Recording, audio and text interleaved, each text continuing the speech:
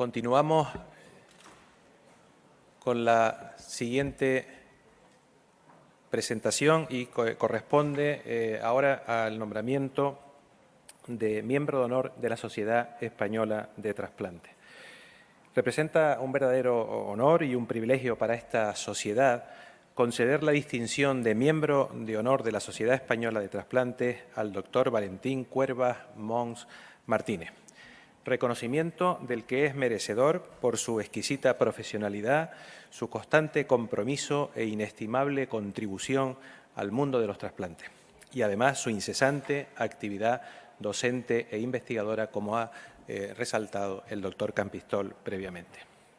El doctor Valentín Cuervas Mons nació en Albacete, realizando la carrera de Medicina en la Universidad Complutense de Madrid, donde finaliza sus estudios con la mención de matrícula de honor y premio especial, doctorándose posteriormente en la Universidad Autónoma de Madrid con premio extraordinario.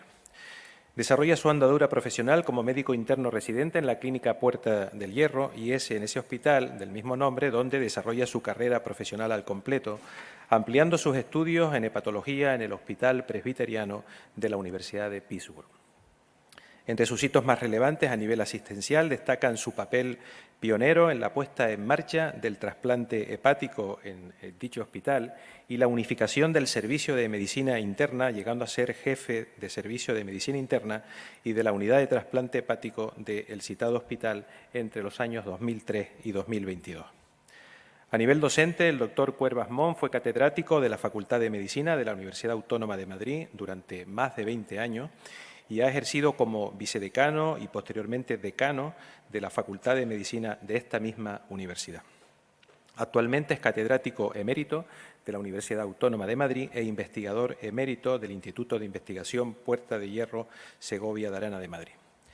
Su constante inquietud y curiosidad por todos aquellos aspectos del trasplante hepático han motivado que sea autor de 60 capítulos de libros y más de 200 artículos científicos en revistas indexadas de elevado prestigio, secundado por numerosos premios y reconocimientos. Conferenciante incansable en múltiples foros científicos, ha dirigido multitud de tesis doctorales relacionadas con el campo de los trasplantes hepáticos y ha sido presidente de la Comisión de Investigación del Hospital Universitario Puerta de Hierro y director de la Cátedra de Patrocinio Trasplante de Órganos y Tejidos de la Universidad Autónoma de Madrid. El doctor Valentín Cuervas ha sido también miembro fundador de la Sociedad Española de Trasplantes, nuestra sociedad, donde fue vicepresidente durante los años 2012 y 2014 y presidente de la misma durante los 4 años siguientes, del 2014 al 2018. Asimismo, es miembro de diversas sociedades científicas nacionales e internacionales relacionadas con las enfermedades hepáticas y el trasplante de órganos, y miembro de la División de Trasplantes de la Unión Europea de Médicos Especialistas. Entre otros reconocimientos, también destaca el haber sido miembro del Consejo Asesor del Ministerio de Sanidad y Consumo, miembro del Consejo Nacional de Especialidades en Ciencias de la Salud, miembro de la Academia Médico-Quirúrgica Española, donde ha sido vicepresidente y tesorero. Profesor Cuervas Mons, nuestro querido Valentín, como te llamamos todos los que hemos compartido contigo muchas experiencias gratificantes a lo largo de nuestras vidas. Gracias por tu enorme aportación al mundo de la hepatología en general y al de los trasplantes hepáticos en particular. Desde el respeto y el cariño de nuestra sociedad, te damos un abrazo entrañable y te damos la enhorabuena por este reconocimiento de la Sociedad Española de Trasplantes. Muchas gracias.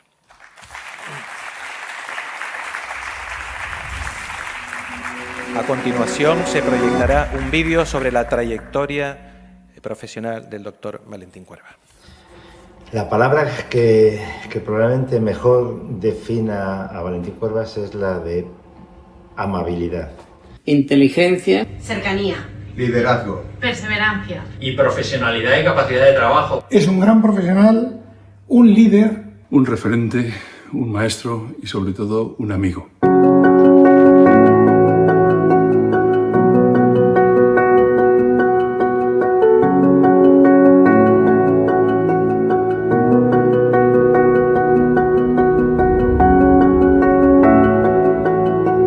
Conocí a Valentín en 1978, cuando coincidimos en la Clínica Puerta de Hierro de Madrid haciendo el MIR. Él era entonces R2 cuando yo era R1 y a partir de ahí hemos desarrollado una carrera bastante paralela, él como internista y yo como cirujano. Una vez acabado me fui a Estados Unidos justo cuando estaban empezando el mundo del desarrollo del trasplante hepático en la Universidad de Pensilvania, en Pittsburgh. Y yo, como muchos españoles, nos fuimos a intentar aprender una técnica que era pionera en Estados Unidos y se hacía solamente en 2 lugares en Europa. El doctor Valentín Cuervas Mon fue pionero en la puesta en marcha del trasplante hepático en el Hospital Puerta de Hierro de Madrid, contribuyendo enormemente al crecimiento y al desarrollo de los buenos resultados de este programa. Que culminó con la realización del primer trasplante clínico el 24 de marzo de 1986. Fue un trasplante combinado de corazón e hígado que se hizo hace más de 40 años y que era el primero que se hacía en España y el cuarto en el mundo.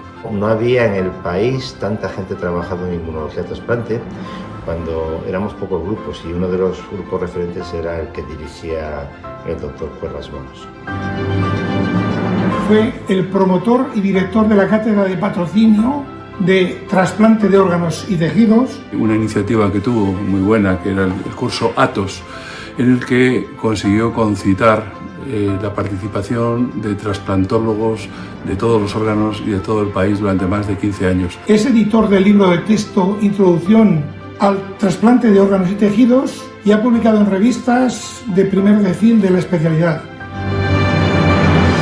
Con los nuevos tratamientos que se han desarrollado, divulgado y universalizado prácticamente su utilización, se ha reducido la necesidad de trasplante porque las personas no desarrollan cirrosis y los que desarrollan cirrosis la enfermedad va más lenta.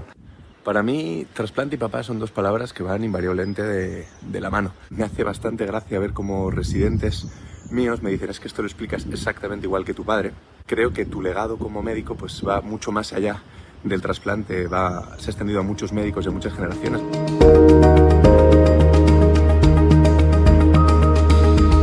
El papel de Valentín en la creación de la Sociedad Española de Trasplantes fue un pilar fundamental, una piedra angular. Desde el principio luchó por integrar en esta sociedad científica las diferentes sociedades de trasplantes de nuestro país. Si bien esto no resultó fácil al principio, hubo reticencias en las negociaciones con el resto de las sociedades de trasplante. Y siempre lo que he visto en Valentín, que es una persona facilitadora, afable, que hace fácil lo difícil. Como presidente de la Sociedad Española de Trasplantes, supo promocionar e impulsar todas las actividades formativas en el mundo de los trasplantes y establecer lazos estrechos con otras sociedades científicas, incluida la Sociedad Internacional de Trasplantes. Nos vemos en Madrid. Con ayuda de la gente de Madrid conseguimos traer el TTS a Madrid en 2018, lo cual fue muy relevante. Esta es la primera vez que el Congreso Mundial se realiza en España y es un reconocimiento al liderazgo de España en donación, líderes durante 20 años consecutivos, y en actividad científica en trasplante.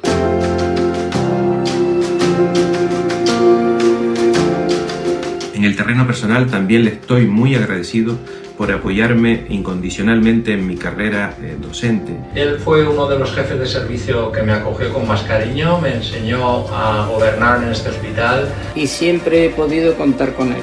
Hola, Valentín. Solo tengo palabras de agradecimiento para ti por muchas cosas. Y decirte que eres un ejemplo para todos nosotros. Por dejarme aprender y disfrutar contigo de esta carrera maravillosa. Y todo lo que has ayudado a crecer a la gente que tenías a tu alrededor. Eso te hace ser no solamente un jefe, sino también un líder. La verdad es que si tuviera que pensar en cómo definir a mi padre, sus actitudes, sus valores, me quedaría con la curiosidad, la necesidad de planteárselo absolutamente todo, de seguir investigando. Pero Valentín no solo es un excelente médico y profesional, también tiene una parte humana, ¿verdad, tío? De hecho, si me tengo que quedar con una de las frases que me dijo en un congreso de la SOT, que decía: cuanto más alto sube el mono a la palmera, más se le ve el culo. A mí me gusta que el abuelo vaya conmigo al teatro. A mí también me gusta que me enseñe cosas de dinosaurios.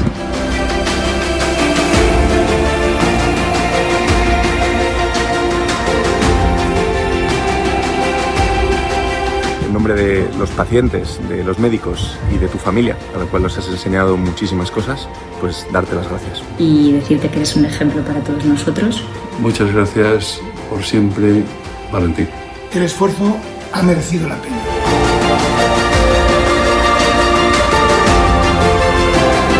Querido Valentín, representa un honor para nuestra sociedad que seas nombrado miembro de honor de la misma. Te lo mereces. Enhorabuena.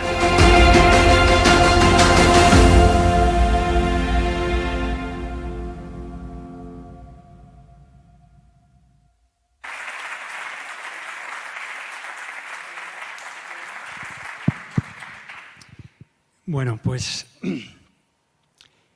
¿qué puedo decir? Es un gran honor para mí presentar o darte en nombre de toda la sociedad, en agradecimiento a toda tu enorme trayectoria, que es un orgullo y un ejemplo para todos nosotros los que nos dedicamos al trasplante, pues entregarte una placa en miembro de toda la sociedad, de todos los compañeros, también aparte de tu trayectoria, por tu gran labor en esta sociedad desde sus inicios. Muchas gracias, Valentín, y como digo, pues enhorabuena por tu trayectoria y gracias por todo.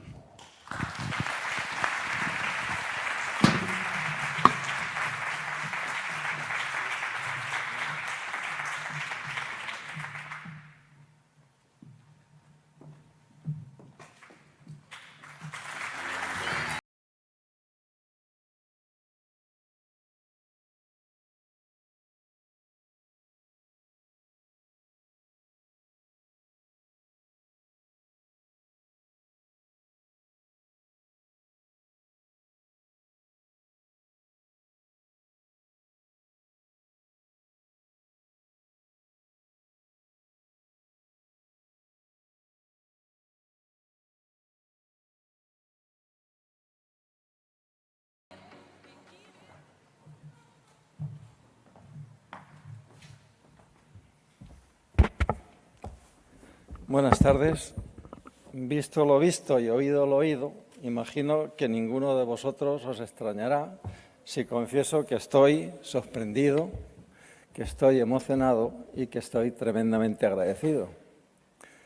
Sorprendido estuve cuando se me comunicó la decisión de la Junta de Gobierno de la Sociedad Española de Trasplante de nombrarme miembro de honor. Jamás pensé en que pudiera recibir una distinción así. Emocionado porque este reconocimiento para mí tiene mucho valor por proceder de quien viene, de mis compañeros de trabajo y mis consocios de la sociedad.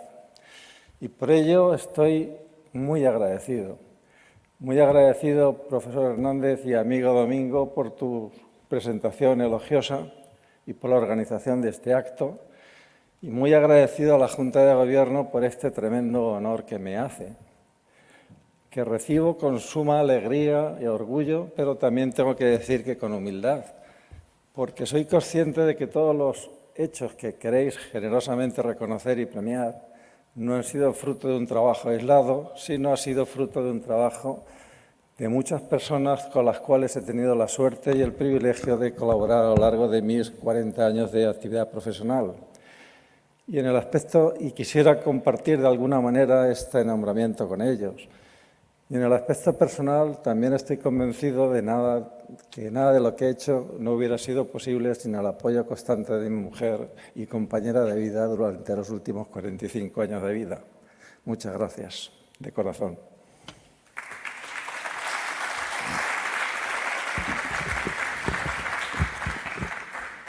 Y ahora procedo a una conferencia que probablemente extrañará a muchos, que un no nefrólogo venga a hablar de insuficiencia renal en un foro donde más de la mitad sois nefrólogos. Pero ha sido llevado porque la filosofía de esta sociedad es la transversalidad y creo que este es un tema que nos puede interesar a todos y espero que seráis generosos los nefrólogos con este tema.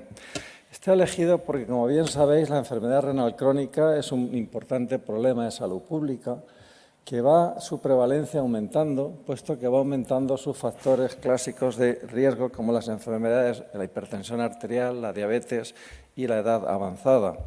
Tiene además un elevado costo económico y es un factor de riesgo de mortalidad global concreto de las enfermedades cardiovasculares. Pero es que los pacientes a los cuales se les trasplanta un órgano no renal es una población con una elevada prevalencia, un grupo de alto riesgo. Y ello se debe porque a los factores clásicos tradicionales de la población general se unen unos factores específicos que hacen que la patogenia y la prevención y la aproximación terapéutica tenga algunas diferencias respecto a lo que tiene la enfermedad renal crónica en población general. Simplemente como recordatorio, la enfermedad renal crónica se define por un filtrado glomerular sostenido inferior a 60 mililitros minuto o una albuminuria superior a 30 miligramos 24 horas o ambas durante un periodo superior a 3 meses. Y la estadificación y la gravedad de la enfermedad depende de dos parámetros, del filtrado glomerular y de la tasa de albúmina en orina. A menor filtrado glomerular y a mayor tasa de albuminuria, la enfermedad tiene más riesgo de progresión y tiene un peor pronóstico. Pues bien, el paciente que se va a trasplantar de un órgano sólido distinto al riñón puede sufrir su riñón muchas eventualidades, tanto en el pretrasplante como en el peritrasplante y en el posttrasplante. Antes del trasplante, la disfunción renal es relativamente frecuente en estos pacientes. Además, la disfunción renal comporta una gran importancia pronóstica en cuanto a supervivencia.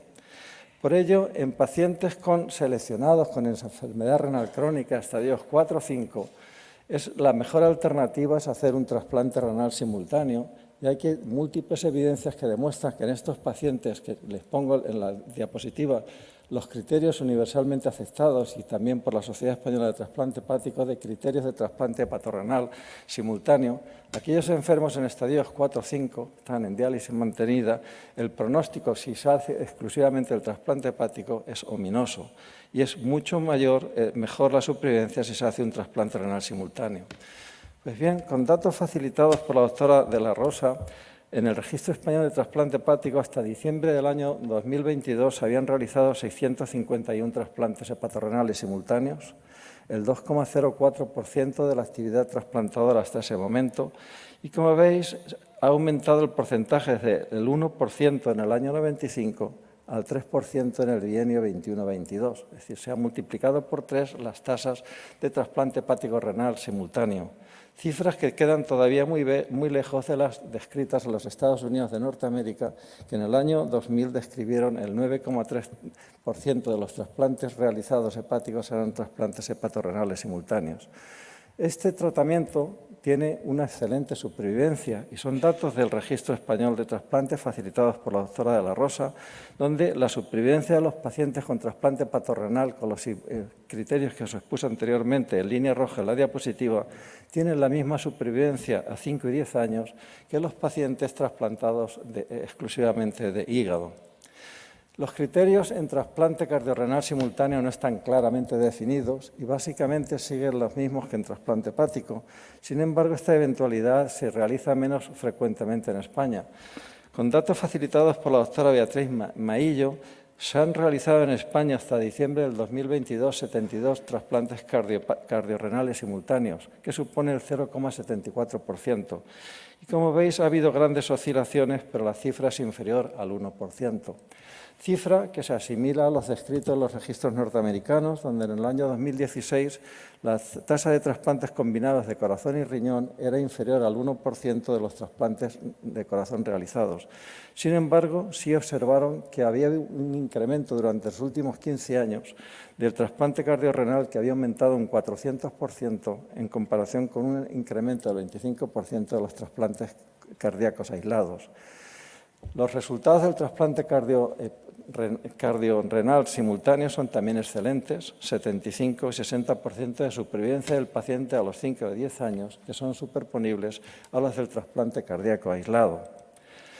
Trasplante cardiopulmonar, renal y pulmonar solamente se han realizado 3, esa información facilitada por la doctora Elizabeth Cole de la ONT. Se han realizado solamente 3, que supone el 0,076% de la actividad trasplantadora de pulmón, pero como podéis comprobar, 2 de los 3 pacientes tuvieron un resultado excepcionalmente bueno con una supervivencia superior a los 10 años. Pues bien, estos pacientes, durante el momento de lista de espera, su riñón puede sufrir varias agresiones, bien porque por la cirrosis avanzada desarrollan un síndrome hepatorrenal, por la insuficiencia cardíaca avanzada desarrollan un síndrome cardiorrenal, pueden tener infecciones concurrentes o toxicidad farmacológica por los fármacos administrados. Aparte de las cirugías generales agresivas, hay alteraciones hemodinámicas, utilización de vasopresores, hipoperfusión, diuresis agresiva, que todos ponen en riesgo la función renal. Visto lo visto, no es de extrañar que la lesión renal aguda se describa con mucha frecuencia en este tipo de pacientes. De hecho, se describe en la literatura una incidencia muy variable entre el 3 y el 94%. Y esta elevada variabilidad se debe a que no hay un consenso de los criterios diagnósticos, distintas clasificaciones. Probablemente la más sensible es la Kini, que en los trabajos que la utilizan es la que describe una mayor incidencia de fracaso renal agudo o de lesión renal aguda, y también los trabajos se diferencian por la duración del tratamiento. Mirad una revisión de 67 estudios publicados hasta el año 2019 en trasplante hepático. Más del 50% de los pacientes trasplantados de hígado desarrollaron lesión renal aguda. El 95% en la primera semana del trasplante, el 15% necesitó diálisis, y lo que es más importante es que la lesión renal aguda, repetida, mantenida en el tiempo y más si precisó diálisis, es un factor claramente de riesgo de desarrollar enfermedad renal crónica. Estos pacientes no siempre recuperan la función renal, porque si la lesión renal aguda es mantenida o repetida, puede producir fibrosis intersticial y atrofias tubulares que van a producir que la recuperación de la función renal sea solamente parcial. Posteriormente, los riñones de estos pacientes se someten a la toxicidad de los inhibidores de calcinurina, que hoy por hoy son fármacos imprescindibles en la inmunosupresión inicial. Simplemente recordatorio, tienen 2 tipos de toxicidades, ciclosporina y tacrolimus, una nefrotoxicidad aguda que produce una vasoconstricción de la arteria aferente por un desequilibrio entre vasoconstrictores aumentados y disminuidos los vasodilatadores que disminuyen el flujo plasmático renal. Como bien sabéis, estas alteraciones son de carácter funcional, son reversibles, dosis dependiente y, como comentaba, reversibles. Pero si esta vasoconstricción se mantiene en el tiempo, hay un aumento de la producción de angiotensina 2, sobreexpresión del factor de crecimiento transformante beta, activación de citoquinas proinflamatorias, daños endoteliales, fibrosis, y se producen lesiones ya estructurales que son progresivas, que son irreversibles y que se traducen en una disminución gradual del filtrado glomerular y una proteinuria en rango no nefrótico. Todas estas alteraciones que sufren los riñones de estos pacientes deterioran la función renal de alguna manera, y el deterioro es variable dependiendo del filtrado glomerular previo al trasplante, de las incidencias que haya habido durante el postoperatorio inmediato y sobre todo del tipo de inmunosupresión utilizada. Pero en general tienen un patrón bifásico. Una primera fase, que hay una disminución rápida durante el primer año, atribuida fundamentalmente a toxicidad por los inhibidores de calcinurina. Esta es nuestra experiencia con 595 pacientes que sobrevivieron un año y que los hemos seguido durante 10.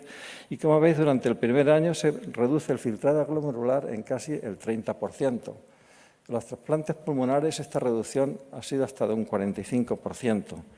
Y después una segunda fase en la cual hay una disminución más gradual y persistente, a veces progresiva, y que es secundaria a muchas causas.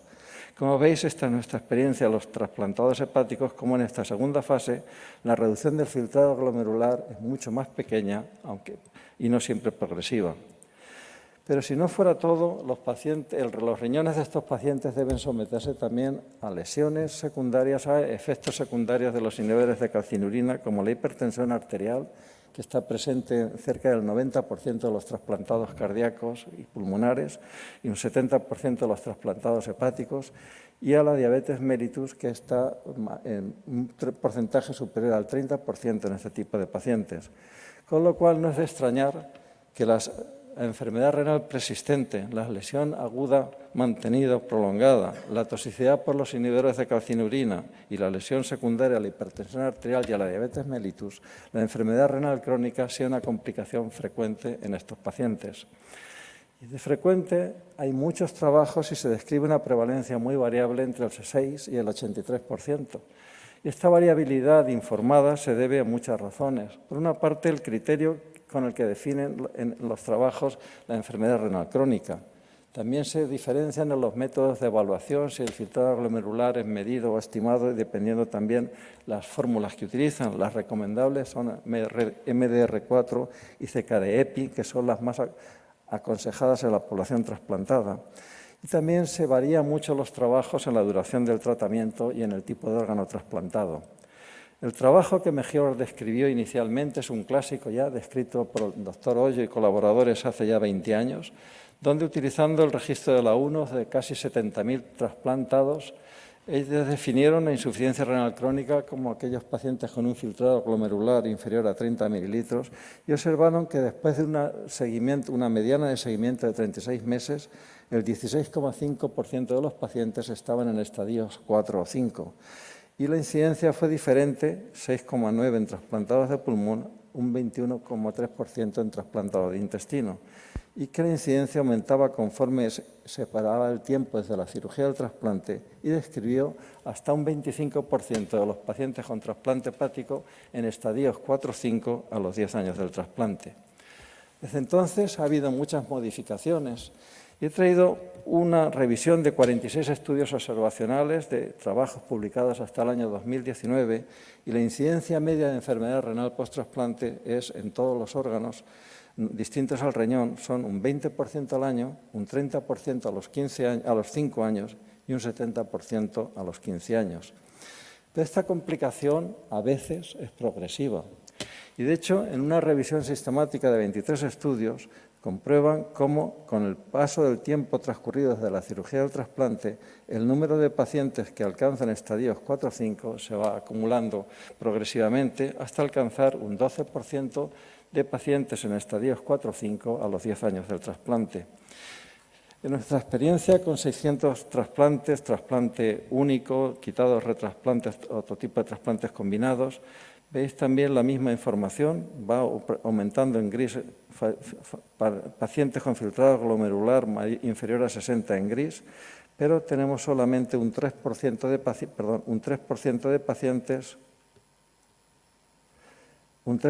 pacientes en estadios 4 o 5 y un 5% de los pacientes tuvieron efectos adversos renales mayores. Este panorama es mucho peor en los trasplantados cardíacos de nuestra serie. El 10% de los pacientes están en estadio 4 o 5 a los 5 años del trasplante y el 15% a los 10 años del trasplante. Pero, además de la toxicidad de los inhibidores de calcinurina y la filtrado glomerular pretrasplante, existen otros factores que influyen en el grado de deterioro y en la tasa de progresión, como la edad avanzada, episodios recurrentes de lesión renal aguda y unas condiciones comórbidas como la hipertensión, la diabetes, la infección por virus de la hepatitis C.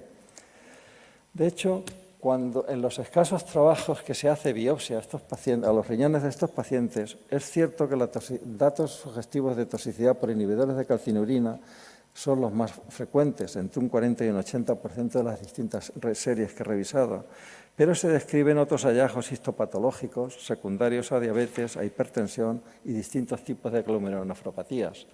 Y ya que las lesiones renales son impredecibles y no sabemos qué nos vamos a contar, probablemente las biopsias renales estén más indicadas en estos pacientes de lo que realmente hacemos.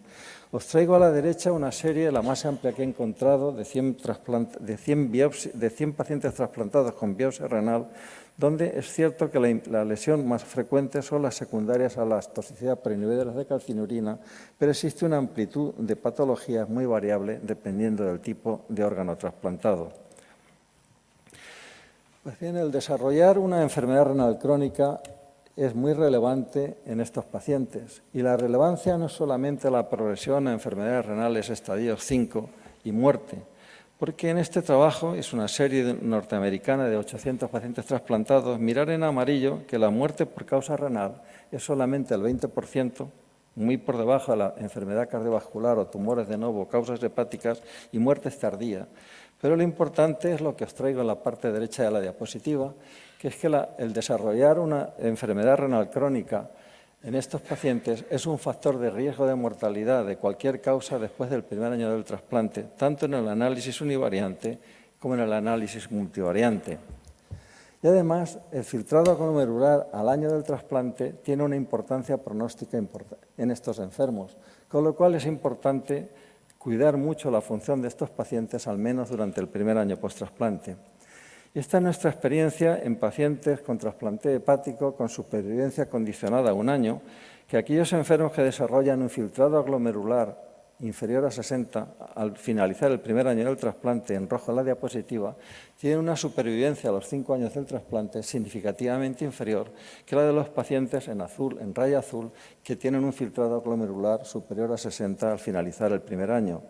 Y el desarrollo de enfermedad renal al primer año es un factor de riesgo de mortalidad global en el análisis multivariante. Lo mismo, información sobre el registro americano de la ISHLT, trasplante cardíaco y pulmonar, donde lo mismo en supervivencia condicionada a supervivencia al año, los pacientes con filtrado glomerular inferior a 60, en raya azul, tienen una supervivencia significativamente inferior que la de los pacientes que tienen un filtrado superior a 60 en raya verde, al finalizar el primer año. Por eso es importante vigilar mucho la función renal, fundamentalmente los estadios iniciales del trasplante del primer año. Pero, desgraciadamente, la enfermedad en algunos pacientes es progresiva, desarrollan enfermedad terminal que acaban en diálisis o trasplante. Y es curioso comprobar cómo la lista de espera para trasplante renal de pacientes que han recibido previamente un trasplante de órgano no renal se va incrementando. Hay un trabajo publicado hace 10 años del registro de la UNOS, analizan los datos del año 95 al año 2008 y ven que el número de pacientes en lista de espera para trasplante renal de enfermos que un trasplante de órgano previo no renal había aumentado del 1 al 3,5%. Y estos incrementos eran mucho mayores que el incremento de los pacientes del resto de la población general adulta que esperaban en lista de espera para trasplante renal. Y además, fundamentalmente, eran enfermos que se ponían en candidatos a trasplante renal anticipado. Trasplante renal en estos pacientes, aunque tiene mayor mortalidad que los trasplantes renales primitivos o retrasplantes renales, tiene un beneficio en cuanto a supervivencia respecto a los pacientes que permanezcan en lista de espera o no se trasplantan. Y ese beneficio es tanto mayor en los trasplantes cardíacos o pulmonares, pero aún así también tienen beneficio en cuanto a la supervivencia los trasplantes hepáticos. Esto es un dato de registros norteamericanos publicados muy recientemente, donde se ve que el trasplante renal en pacientes con trasplante no renal previo, en amarillo estoy marcando, 2.365 pacientes, tienen menor supervivencia que los trasplantes renales primarios o los retrasplantes primarios. Y esto es importante a la hora de distribuir los órganos tan escasos de los riñones en qué poblaciones. Pero ved que el trasplante renal en pacientes con trasplante hepático tienen peor supervivencia que los trasplantes renales primitivos, los trasplantes cardíacos todavía peor pronóstico y los trasplantes pulmonares son los que peor pronóstico tienen. Esta es la información facilitada por la doctora Elizabeth Cole de los 44 pacientes que después de un trasplante pulmonar tuvieron un trasplante renal con excelente supervivencia. Acabo en 2 minutos. Una pregunta importante es si la enfermedad renal crónica se puede prevenir o retrasar. No existe ninguna recomendación específica para esta población. Las recomendaciones generales de las que digo del año 22, pero es importante en esto la optimización del tratamiento inmunosupresor. Y el primer mensaje es promover el uso de tacrolimus en vez de ciclosporina, ya que no solamente es más potente desde el punto de vista inmunosupresor, sino que es menos nefrotóxico. y en los pacientes a los cuales utilizamos con tacrolimus, cuidado con los niveles. Y esta es una información que sí es válida para los trasplantados hepáticos y probablemente no lo sea para los pulmonares. Y es que se sabe que las concentraciones de tacrolimus por encima de 10 al año o por encima de 8 nanogramos mililitros a los 5 años son factores de riesgo independientes de enfermedad renal crónica y, por lo tanto, es preferible utilizar pautas no nefrotóxicas o menos nefrotóxicas utilizando rutinariamente derivados del ácido micofenólico, inhibidores de mTOR. Existen muchos protocolos, estudios randomizados, que demuestran que estos protocolos de utilización de dosis reducidas de tacrolimus asociados a micofenolato son mejores que las pautas convencionales de tacrolimus a dosis convencionales para proteger la función renal. Lo mismo existe con trabajos con everolimus. Y nosotros analizamos nuestra experiencia, cómo han influido las distintas pautas inmunosupresoras en la evolución de la función renal. Son pacientes trasplantados del año 87 al año 92, en distintos colores, todos con ciclosporina, y los últimos de 2002 a 2019 tratados con tacrolimus. Y los utilizados con tacrolimus en los últimos años, minimizando las dosis de tacrolimus, asociando rutinariamente un micofenolato y rutinariamente utilizando protocolos de nefropotresión en la inmunosupresión inicial. Y ver cómo hemos conseguido reducir la incidencia de enfermedad renal crónica al año de trasplante y también en amarillo la incidencia de lesión renal aguda.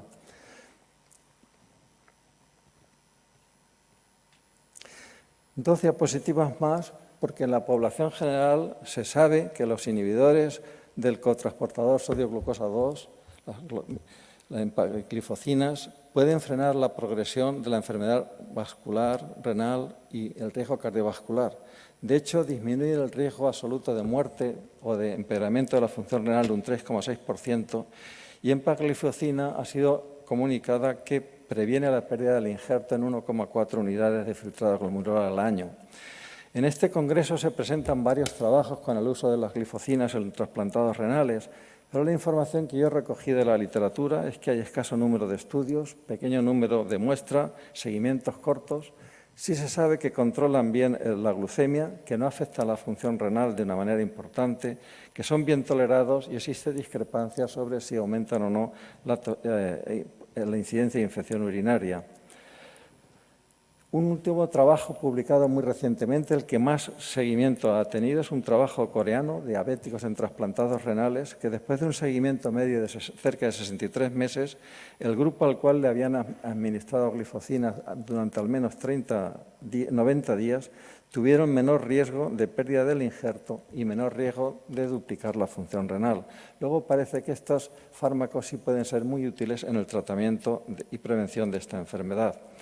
Y ya a modo de resumen, la enfermedad renal crónica en estos pacientes que reciben receptores de órganos distintos al riñón es una complicación frecuente, origina importante morbimortalidad a largo plazo, tiene un origen multifactorial, importante el valor pronóstico del filtrado glomerular menor de 60 al año del trasplante, vigilar bien la inmunosupresión en estadios precoces, importante identificar la disfunción renal precozmente, ya que posteriormente, si aumenta mucho la creatinina sérica, los protocolos de retirada de inmunosupresión no son eficaces, que se puede disminuir la incidencia y la velocidad de progresión mediante pautas inmunosupresoras de baja toxicidad administradas en el periodo precoz del trasplante, que el manejo general de la enfermedad renal crónica es similar al de la población general y que se debe considerar el trasplante renal en algunos pacientes seleccionados que llegan a estadios terminales. Y ya agradezco vuestra atención y reitero mi agradecimiento de corazón por el nombramiento de miembro de honor, que para mí es un auténtico honor. Gracias.